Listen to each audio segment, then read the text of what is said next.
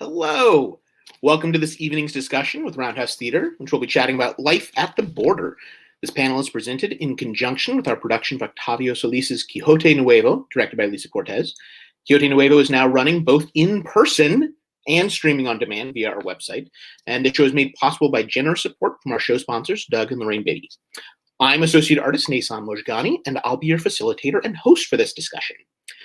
Before we bring on our guests, I want to acknowledge that our theater, administrative offices, education center, and production shop, as well as my house, where I am right now, are all located on the unceded land of the Piscataway peoples.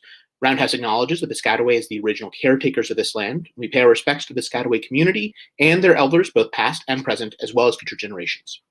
We also acknowledge that as the world experiences the ongoing COVID-19 pandemic, many of us, including everybody participating in this event today, are using the internet and other technologies that are not as readily available or accessible in present-day Indigenous communities.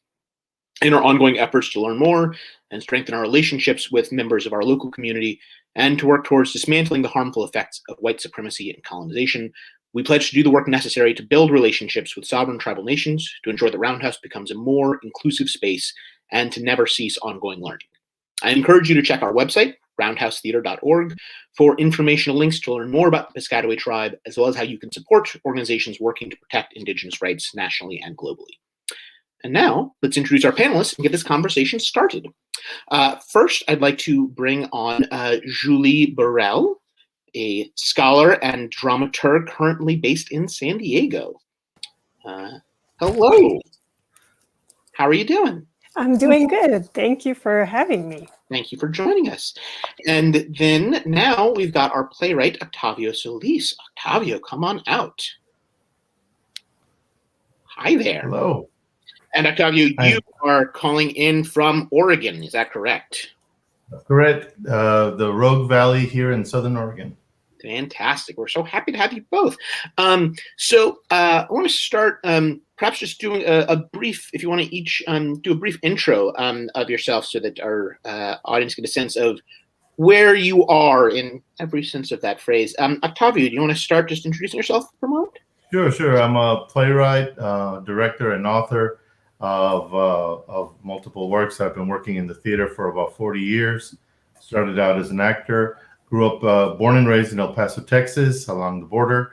Lived in Dallas for about 10 years, studied in England for one, ended up in San Francisco for 25 years before finally moving about 6 years ago up here to Medford, Oregon, where I have an ongoing relationship with the Oregon Shakespeare Festival. I've got two plays that are making the rounds right now. One of them is Mother Road, which premiered first here at Oregon Shakes. And the other one is Quixote Nuevo, which is currently running at the Roundhouse in Bethesda. So that's it. Beautiful. And Julie? Hi, my name is Julie Burelle. I am a dramaturg and I'm also a scholar. I teach at UC San Diego in the Department of Theater and Dance. And my research is about Indigenous theater and performance, particularly in Canada. As a dramaturg, I also work with young Indigenous voices to develop often first projects. So I've worked with Native Voices at the Autry and in other capacities in Canada as well. I've published a couple of books about this, and yeah, that's about it. But I wanted to say to Octavio how much I've enjoyed reading your play. It was amazing. Yeah. Well, thank you very much. I appreciate it, Ms. Burrell.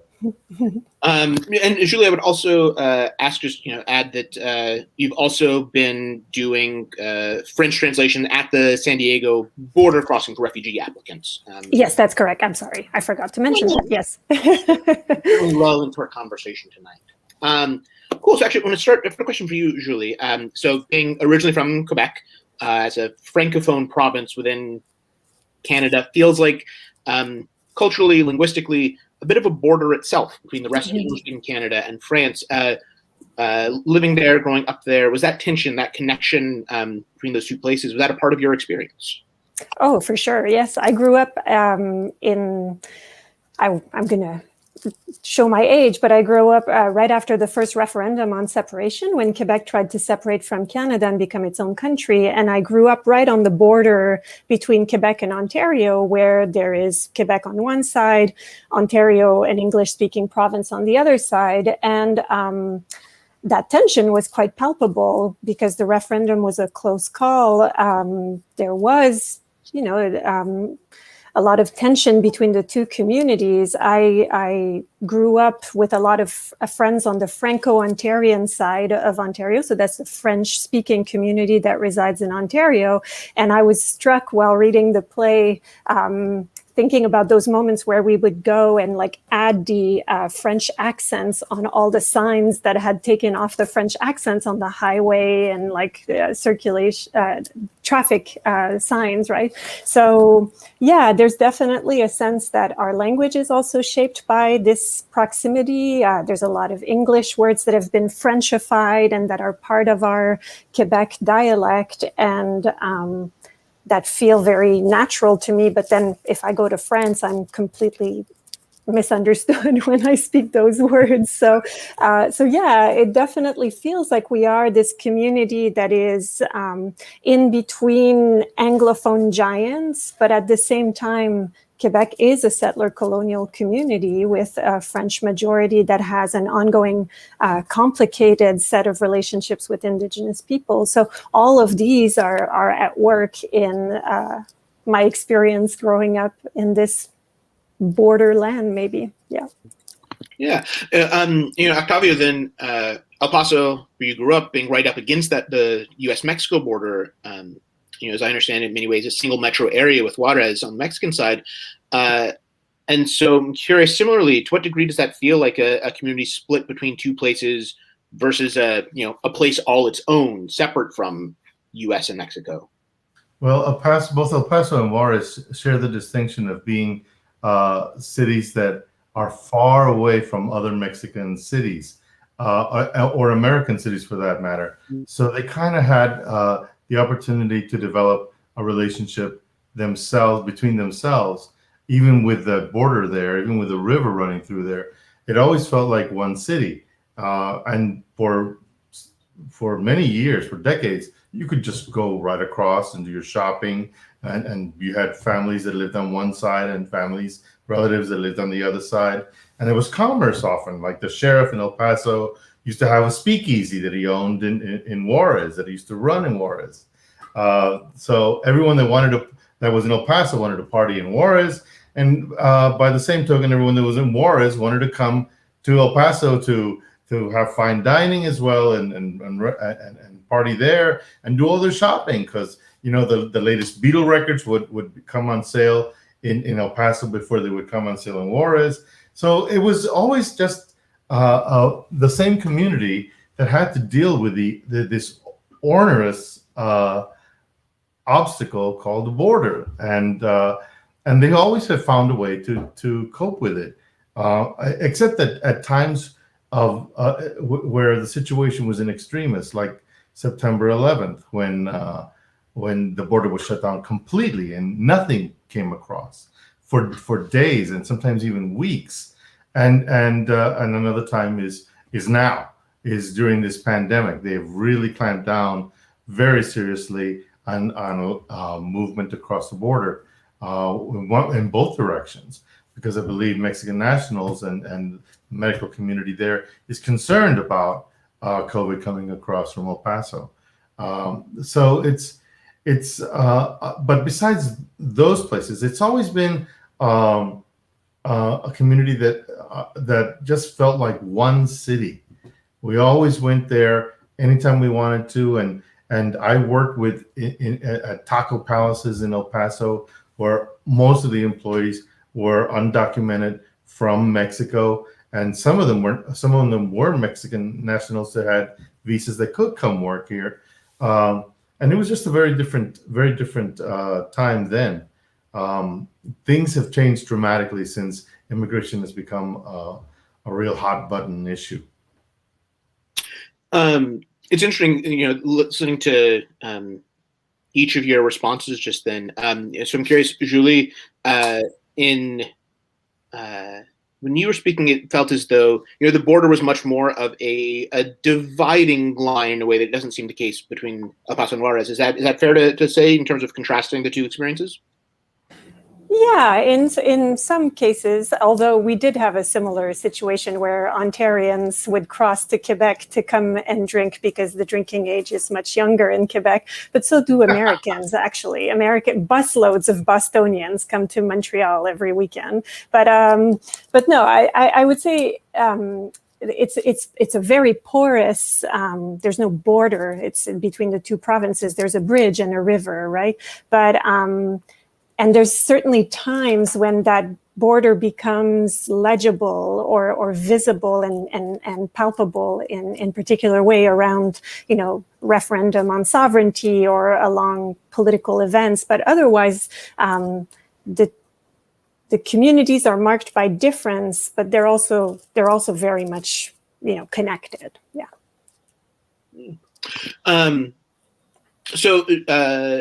Thinking about this question of sovereignty, Julie, so your research dealing with Indigenous sovereignty and statehood, particularly in the context of Canada, how does that intersect with or color your notion of borders, whether in Canada or in San Diego?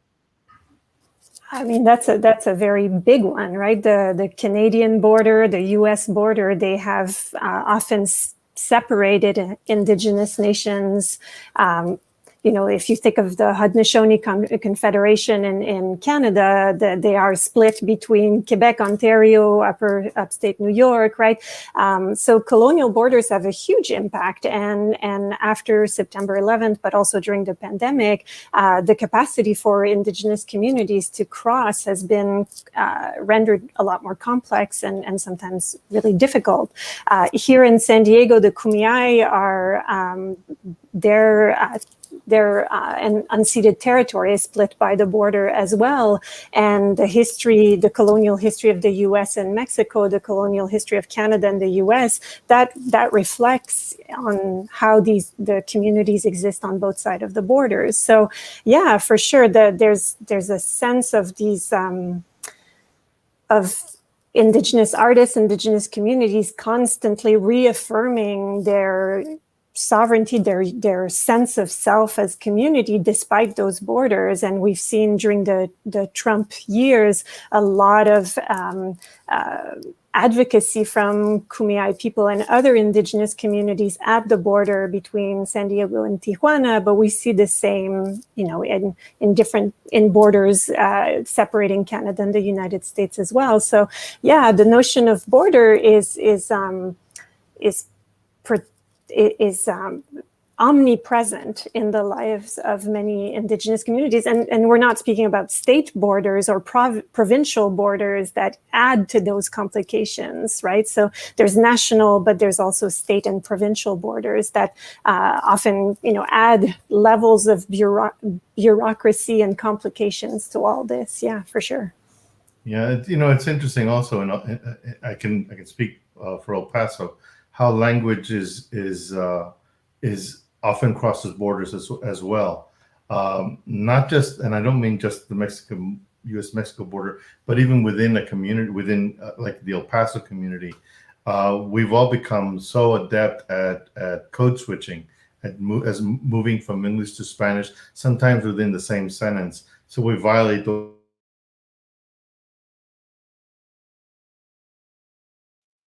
Oh no. Hopefully Octavio rejoins us in just a moment.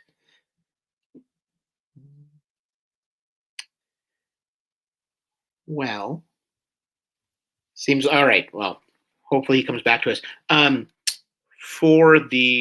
While we are waiting, all right. So, Julie, to move on for the moment.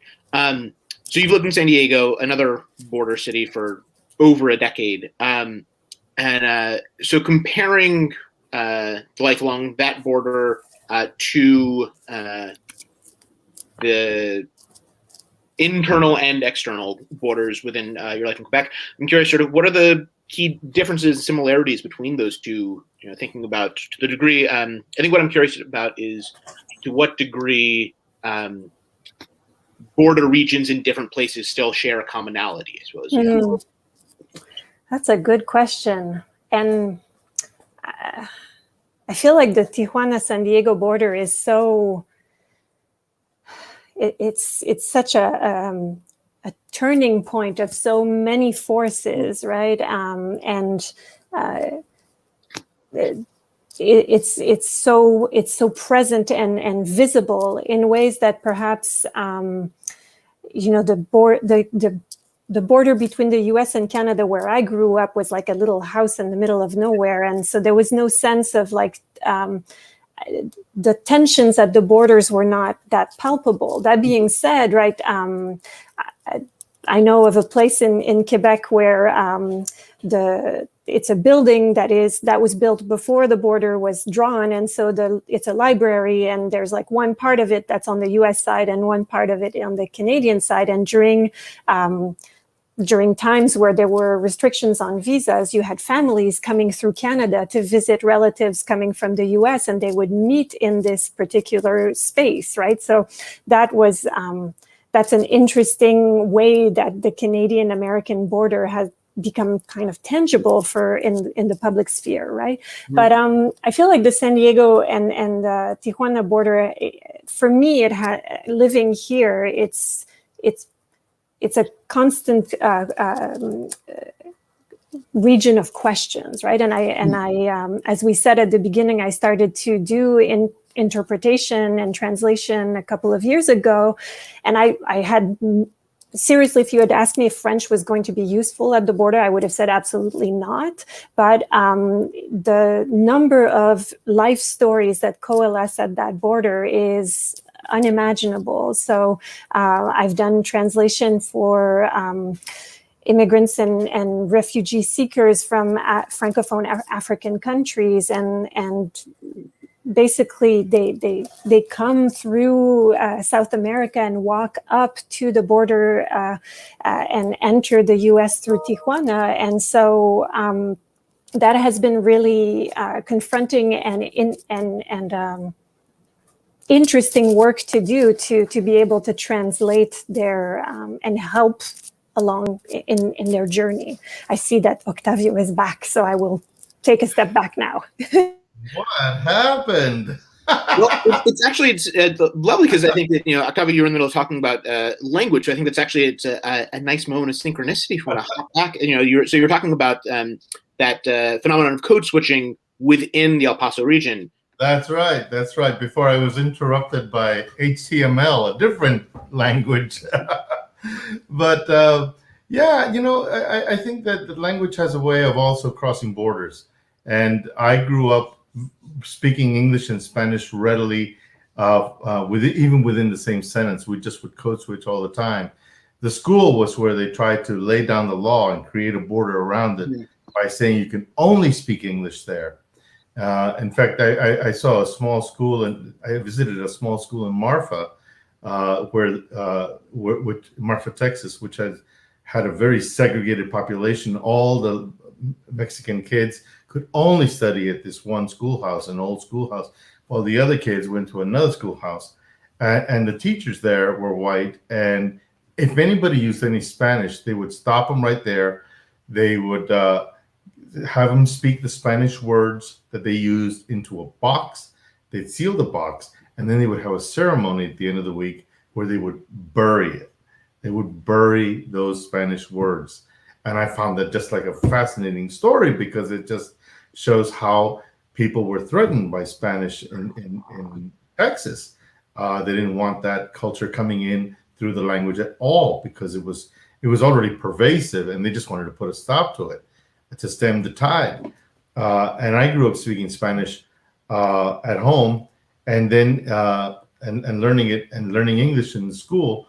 But as much as they tried to stop us, all we had to do was, when recess came around and we were outside playing, we all went back to talking Spanish among each other.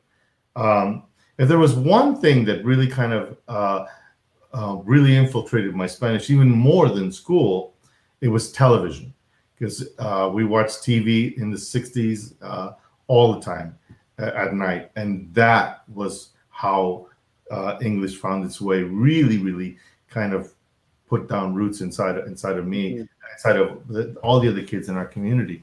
And but we never lost that ability to speak Spanish when we needed to speak to the grocer who was Mexican, or to our parents or our grandparents when they came to visit.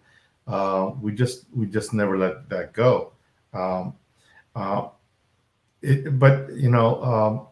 so I think that for me, language became a kind of the template on which I could sort of judge how the culture was developing along the border. How much by how much Spanish we kept adopting, by even how the Spanish changed. Like there's a word that I always thought this was a legitimate Spanish word for junk, like a junkyard. The word was yonke, and it's just a Mexicanization, a Spanishization of junk. They said yonke. But now everybody uses along the border anyway, uses yonke as a legitimate Spanish word for junk.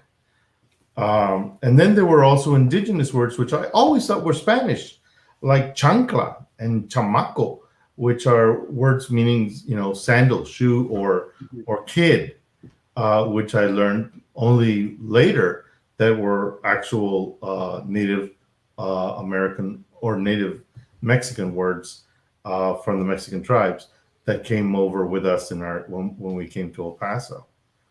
Yeah, I mean, it's this phenomenon, right? That no matter how hard we try to lay down these arbitrary lines of dividing things, like, it's not how the world works, it's not how people work. That even along these borders that we create, there's a porousness, there's an intermingling that's unavoidable, really.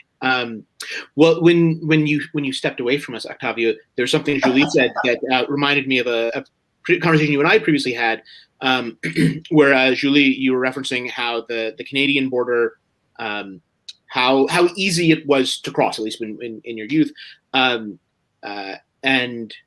Octavio, when we were previously talking about your experience growing up, that even the U.S.-Mexico border was. We think about today it as such a heavily controlled and regulated border, but in your childhood, you were explaining that it was so easy to cross and go back and forth.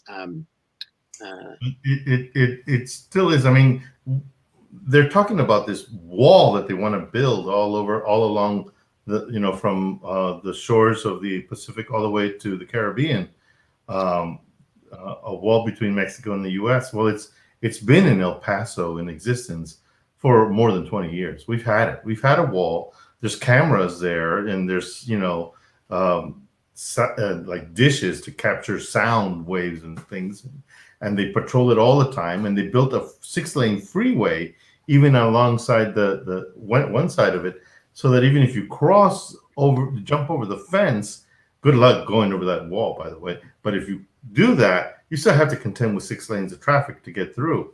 It just seemed really kind of cruel to kind of do that. But people still manage to come across, and they don't even come that way. They just come over the bridge. They just walk over. They just provide their ID and they get over. I mean, they create more hoops that you have to jump through, but it still happens. It's still UTEP has a large population of students that are Mexican nationals that come from Juarez. They get up at 5 o'clock every morning to get out there and go through that whole rigmarole, just to go through all the checkpoints in order to study and be at class at 9 o'clock in the morning at UTEP. But they do it. They manage it. And so, in El Paso, we don't see Juarez as very much as another city. We see it as just a segmented city. Just been. It feels a little like East and West Berlin, more than anything else. The referencing the UTEP students, it's actually I think a nice segue. Another thing I'm curious to hear y'all's thoughts on is that, especially today, borders feel so highly politicized. That in the case of the Mexican border, right, like this, very much is in your play, Octavio, just how much it's shaped by contemporary immigration policy, and then Julie, you're speaking about your work interpreting in Tijuana, and so in much like the UTEP students, I guess I'm curious, what gets when we think about these borders as political objects, and this policy debate, what gets left out there? Thinking about the actual human beings that are impacted. What do you not see reflected when you look at this as a broader scale? Oh, should I address it first, or Julie, do you want to take it? Okay. Well, I think what they're not seeing is the gray area. They like to see the issue as simply black and white. They're either an American or they're not American. They're either an immigrant or they're not an immigrant. They either are from here or they're not from here. When the situation is so much more nuanced, and there's so many variations within that. But the thing that I really wanted to say is, and I learned this from my friend Shuri Moraga, is that we're all kind of just living with this self-imposed or applied amnesia, because somehow we forget that we're not immigrants. We were here. We were always here. And so to be made to feel like we're foreigners in our own land, and that we are now immigrants coming here from somewhere else, is so strange to me, because we were always here. So that's the thing that I think people are missing most of all. And yet it's nuanced, because they always think that it's, that they're illegal aliens from Mexico. But right now, the crisis that's going on along the border in Del Rio, the majority of those immigrants that want to find shelter and safety in the U.S. are from Haiti. A lot of them are coming from South America. A lot of them are coming from Europe that have been in Mexico and are trying to come up this way. Some of them are coming from Canada. They're trying to cross from Canada into the U.S. that way. So it's just much more nuanced. It's not, they want to paint everything, with the same brush. And the situation is so much more complicated. Mm-hmm. Sorry, I muted myself. No, I agree completely, and I think there's borders. They solidify narratives about nations, right? They tell a certain story, and if you think of Canada this summer, all of they're revelations, but they're not, right, about the boarding schools and the Indigenous boarding schools and the discoveries of all the children who passed there and who were buried around the boarding schools. But imposing borders has been a settler colonial strategy from the beginning. The reservations had borders. There was a pass that you needed to use in order to move in and out of the reservation if you were an Indigenous person in Canada. So borders have always been there to contain, to tell a certain story, to uphold white supremacy in many ways. And so it continues to do that. And I agree that it leaves out the complexity of human existence in so many ways. And yes, as you said, Octavio, the folks who are trying to come through the border in Tijuana, they come from Haiti, of course, they come from French-speaking African countries. The stories are multiples, they are complex, they are interwoven with US and Canadian policies abroad, right? The kind of neo-settler colonialism that is happening, that Canada is doing with mining in South America. And, there's a lot of this happening at the border. Those stories get told at the border, right? So, no, I think it's a space that is of clash and encounter, but also of community, and it's all of this you see, my French is wanting to come out right now. Encompassed. Where do you put the accent there? Encompassed? I don't know. In the same space, right? So whatever. I guess I hope people got me. It took me a second to figure out what the word you were trying to say was. Encompassed. Yes, there you go. That's the word.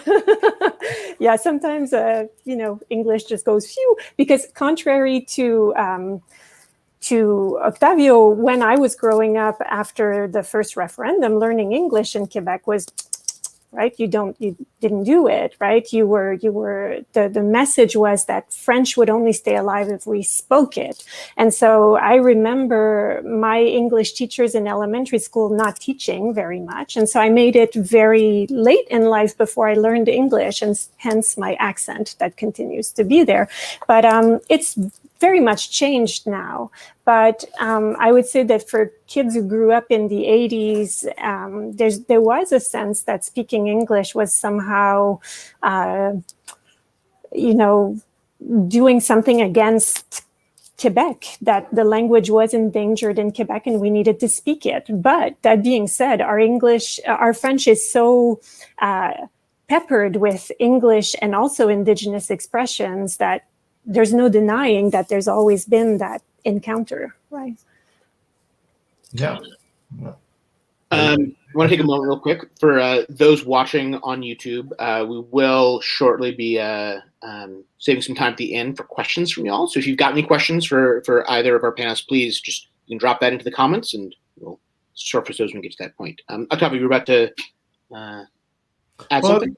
I was gonna say that's why I think I count myself and Julie lucky in the sense that because we are children of the border, and that's that we kind of live bridging both worlds.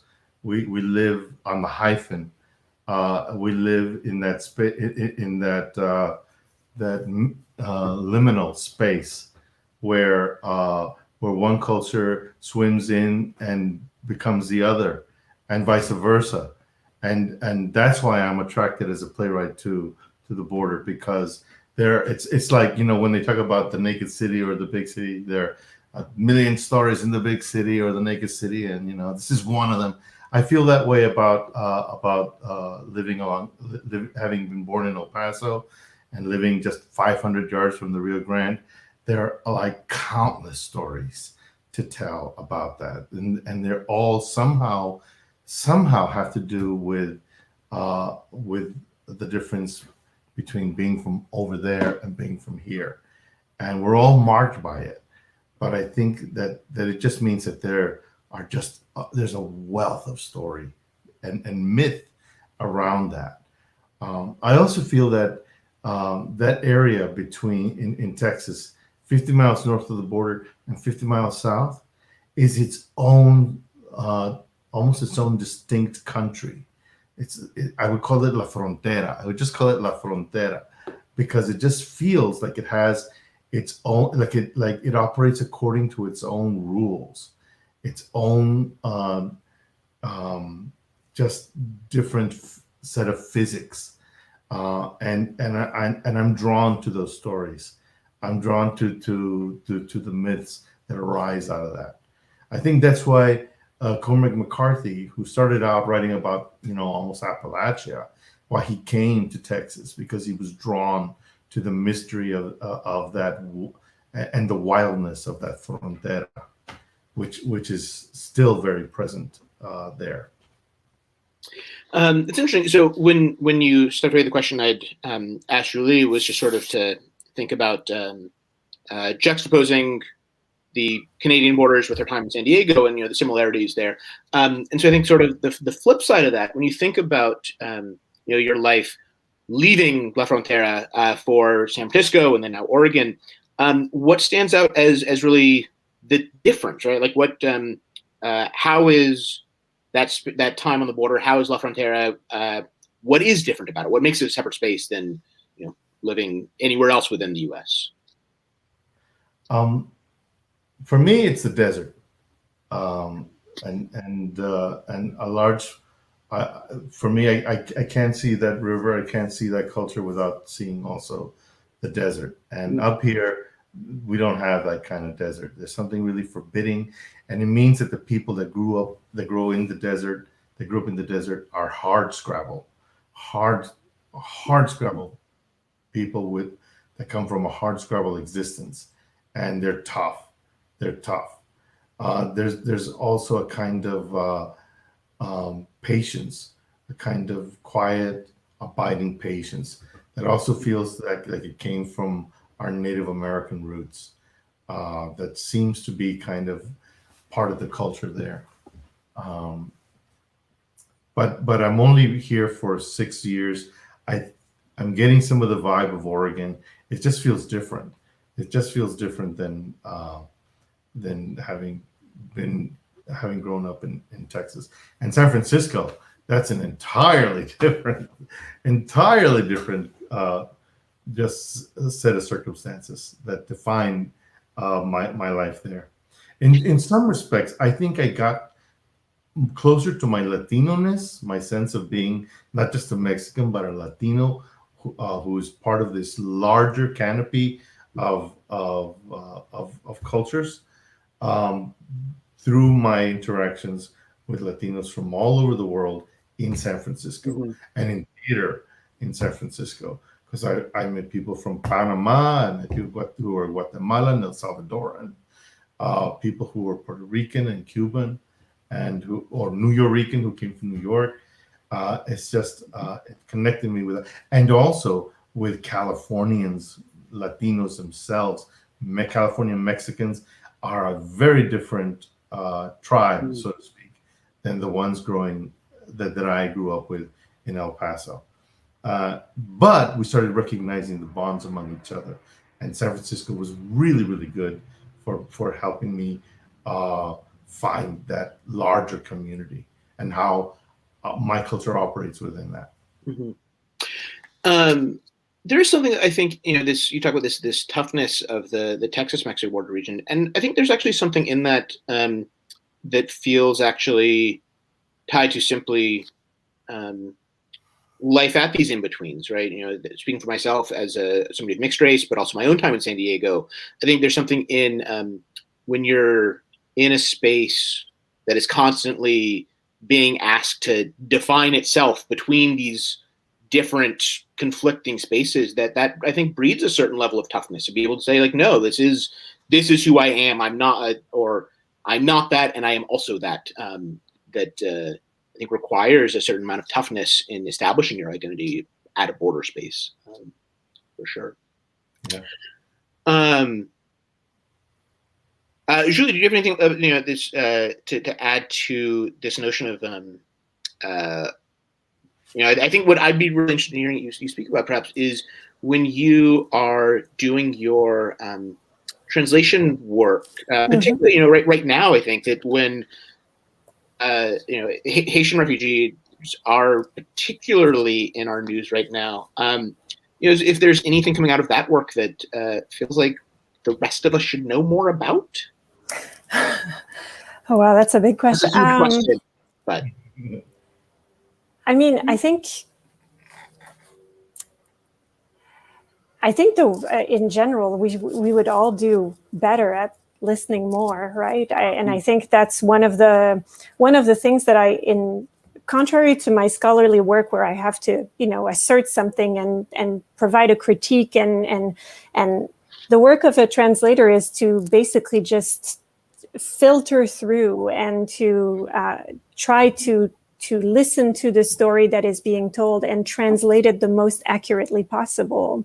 And in that work, there's something really important that happens. It's, I think there's the hours that I've spent listening have changed me in ways that I don't really know how to quantify, but I think there's something about the listening, the act of stopping, listening, and sitting with that is, I think we're in great need of, and that we could do more of. And in some ways, theater, storytelling, that's another form of sitting with listening. It's not, I don't want to make a comparison between the two, but I think cultivating listening is so important. And I just wanted to come back on something you said about moving in different places. For me, moving to San Diego allowed me to look at my community in Quebec with a more critical and sometimes more loving, but mostly more critical eye, and to do the kind of work that I perhaps was shying away from doing when I was within the community. There was a way that I could sort of turn towards our settler colonial mentality, towards the kind of work that we need to do as in Quebec. And I could name it with a certain critical distance from San Diego. And so sometimes I feel like I carried Quebec with me, but I also had that border, that distance that allowed me to look at it more critically. And so I'm thankful for this, right? I'm thankful that I had that space to just kind of go back and name some of what needs to be named. Perhaps I don't want to, say that I've done all that work. I haven't, but ongoing process, yeah. Ongoing process. There you go. But yeah. When listening to Chuck now, it brings to mind, I think, one of the phrases we toss around a lot at Roundhouse is how theater as an empathy gem, right? That one of the benefits of theater is exactly that process of listening and thinking about other people's stories, and how that's the biggest benefit of that is being forced to develop those muscles on how to feel for other people and recognize their experiences as valid and worthwhile as your own. Beautiful. So we've got a question in the comments that I'd like to lift up from Hongwei Chen, and anybody else who might have questions, please type them in. How do you think the mixing and blending of cultures at border towns affects the kind of art being made or the way stories are told in these communities? That's a really good one. Well, it depends, frankly. It depends on the person who writes the work. The person who writes the work is probably it would help if they are part of that blending, part of the new culture coming in. If they are part of it, then they have firsthand experience that they can write about, and that can be part of the fabric of the larger sort of collection of works that are there. So I think that if someone is, say for instance, if someone is Asian and finds themselves in El Paso, man, it would be great to read works about what that experience is about. So I just think it really depends on who's writing and who's doing the writing. Let's see if there's another way I can answer that. I'll have to think on that a little longer. Maybe Julie can address it. I'm just thinking of my one of my colleagues who teaches in our department, Jade Power Sotomayor, who writes about the dance that's happening at the border, and it's happening across the wall between San Diego and Tijuana, and it is almost a call and response with this that has kind of if I understand correctly, the types of dance existed before, but the obstacle of the wall has shaped this kind of new form of engagement. And so sometimes there's also beautiful, rich art that develops from this extra obstacle that is being added. And of course, one would wish that obstacle didn't exist in the first place, but human resilience is such that oftentimes the stories kind of weave themselves around that obstacle and include it, and it becomes part of the storytelling. I'm also thinking of the sort of the languages that emerge at borders and that are kind of very specific to them, and that become almost like a mode of connection. And the more you move away from the border, the less that language is, it kind of dilutes. But at the border, there's all of these expressions, all of these ways of connecting that are so beautiful and rich. And there's a lot of authors in Quebec who write in the very specific dialect of Quebec that has a lot of English words, but and it feels, I don't know, alive, vibrant. Yeah. I thank you, Julie. I'm glad you went there, because that's something I left out, and that's how we kind of in the 60s and 50s created our own lingo based on growing up on this side of the border, but it also was used on the other side as well. Our own sort of Pachuco talk. We would talk about, we would refer to cars as ranflas, as shirts as lisas, and girlfriends as jainas. Frago was a cigarette. And it was so intricate, and it belonged to us. Mm-hmm. It belonged to Mexico. It wasn't American English. and it wasn't Spanish. It was our own special lingo that grew up because of how we were oriented along the border. Also, we would, we would want an Impala or a Malibu like the next person. We'd want our car, a new car, or a car, any car, as much as any American. But then we would translate it. We would lower it. We'd put great, these rims and this stereo system. We'd find ways to. We painted murals on our cars. We put Day of the Dead altars in the trunks of our cars.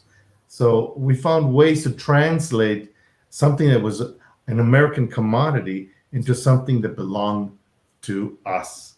Mm-hmm. So it was a way of translating American commercialism into something unique and new and fresh and vital, very, very vital. But the minute you move moving away from the border, the further you move away from it, the more you lose that. And then you find that, it just becomes Spanish and English again, instead of this wonderful special lingo. Yeah, there is a similar language in Quebec called joual, right? And it emerged in the 60s, 70s, and that's what Michel Tremblay writes in. And it is a language that at first was considered outrageous, right? Like the ideal was to speak more like French people. And what was that, right? What was this language that was appearing on stages or in novels? And there was even a translation of Shakespeare in joual, right? And outrage, right? Why would you do that? It was considered sort of like, the bastardized version of French, right? And I've always had a special affection for the artists who decide that that's the language they were going to create in, and whatever, you get subtitled when you're exported to France, but who cares, really? So, right, but this language that was really attempting to capture the reality and the community of the moment, and not to speak to an idealized form, and to just really be in contact with the forces at play, right? Yep.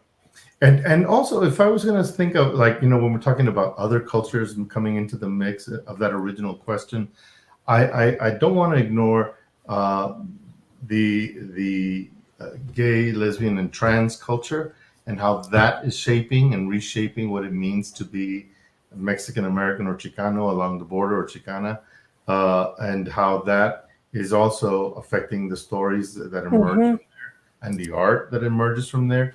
That is now moving to the fore a lot more, and I'm really happy to see that, because it just keeps everything so vital and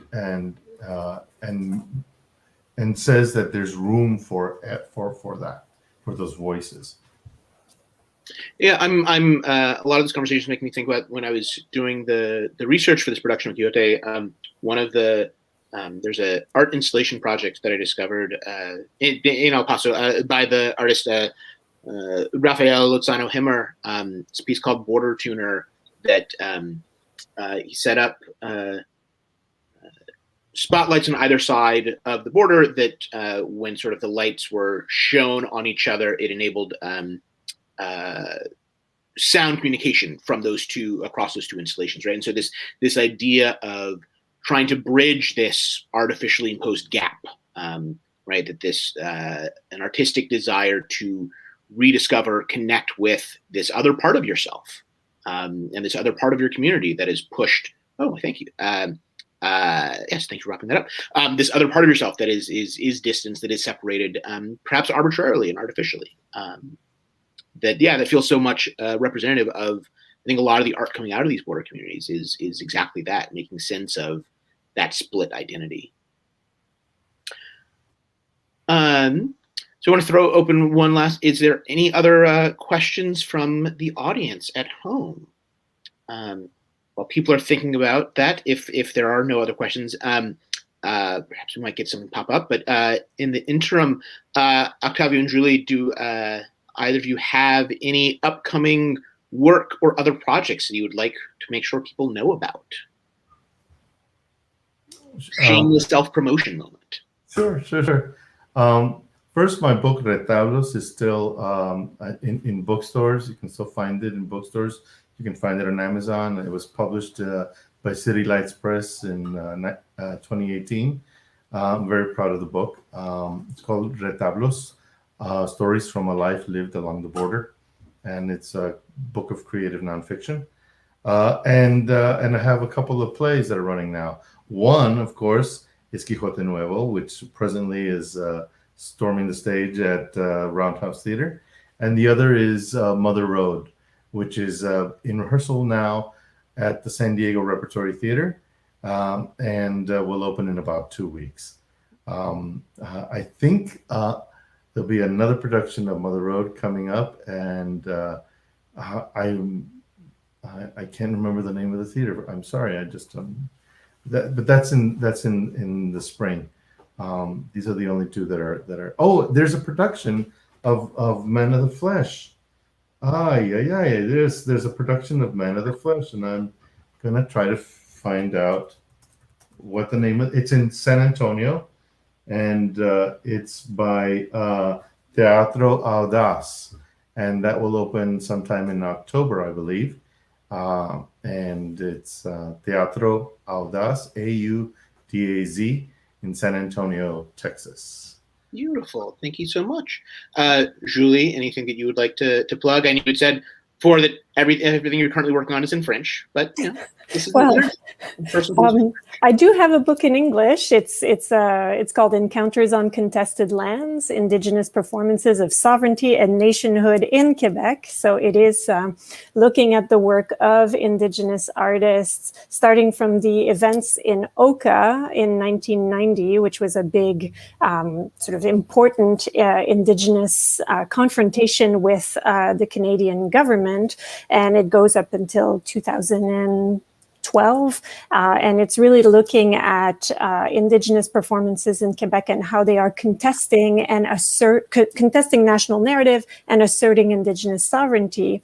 And so that's one book in English, and I've just recently finished co-authoring a book with Yves Siwi-Durand, who is one of the co-founders of Ondinook, which is one of the oldest French-speaking Indigenous theater companies in Canada.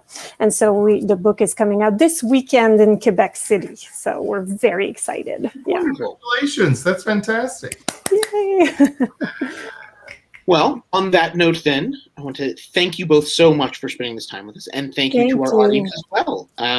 One final plug for Quixote Nuevo. As I said at the beginning, it is tickets on sale for both in-person performances. We welcome you back to the theater in whatever capacity you are able and comfortable with, as well as for those who are unable to attend in person, whether for health concerns or transportation, geographic concerns. It is available via streaming as well. So, and it is amazing. Oh, thank you. I certainly. Thank you. All right. Have a great night, everybody. All right. Bye-bye. I'll see you all.